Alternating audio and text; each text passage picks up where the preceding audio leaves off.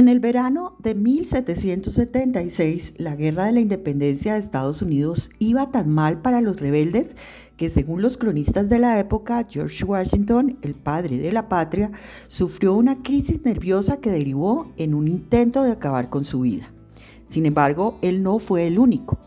Un estudio realizado en el 2006 por el Centro Médico de la Universidad de Duke en Carolina del Norte estimó que 1 de cada 2 presidentes norteamericanos sufrió de una enfermedad mental en algún momento de su vida,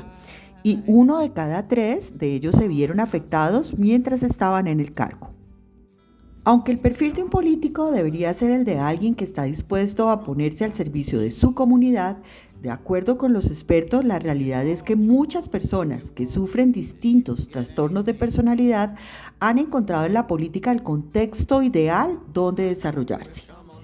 Es así como quienes padecen el trastorno de personalidad narcisista no tienen que disimular su aire irrazonable de superioridad, ni esconderse detrás de esta máscara de absoluta confianza propia, pudiendo reaccionar excesivamente ante la más mínima crítica sin que nadie se lo reproche.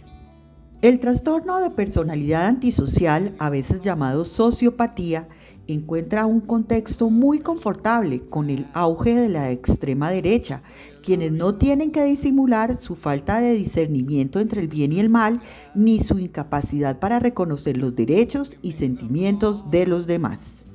Incluso el trastorno histriónico de la personalidad encuentra en las sedes parlamentarias el lugar ideal donde escenificar sus espectáculos, pudiendo además culpar a sus antecesores o miembros de sus gabinetes de sus fracasos o decepciones. El trastorno de personalidad obsesivo-compulsivo ha encontrado su espacio en la politización de la justicia, permitiendo a quienes lo sufren establecer reglas absurdas y altos estándares de comportamiento que distan de la realidad de quienes los deben seguir. Lo mismo ocurre con los déficits graves de autoestima, que los pueden llevar incluso al consumo de drogas y de alcohol para soportar su inseguridad para tomar decisiones, su estado crónico de tristeza, los altos niveles de ansiedad, la poca estabilidad emocional y la hipersensibilidad a la crítica. Este indeseable matrimonio entre la política y los trastornos de personalidad ha llevado a psiquiatras de la talla del catedrático de la Universidad Complutense de Madrid, Francisco Alonso Fernández, a preguntarse: ¿cuántos políticos llevados por factores personales han cometido errores en sus gestiones? Aunque el neurólogo David Owen intentó dar respuesta a esta pregunta a través del estudio que realizó del cerebro de los líderes políticos durante 7 años, la conclusión resulta ser aún más perturbadora. El poder intoxica tanto que termina afectando el juicio de los dirigentes.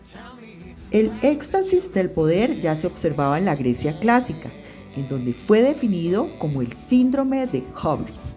En griego antiguo, Hubris significa orgullo desmedido, arrogancia y presunción,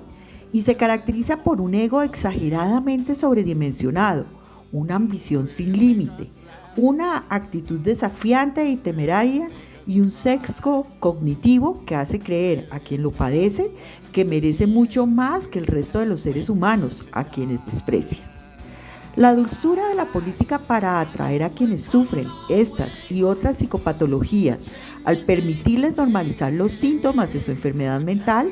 se convierte en una espiral que alimenta sus síntomas, alejándolos cada vez más de la realidad, cumpliendo el proverbio de que aquel a quien los dioses quieren destruir, primero lo vuelven loco.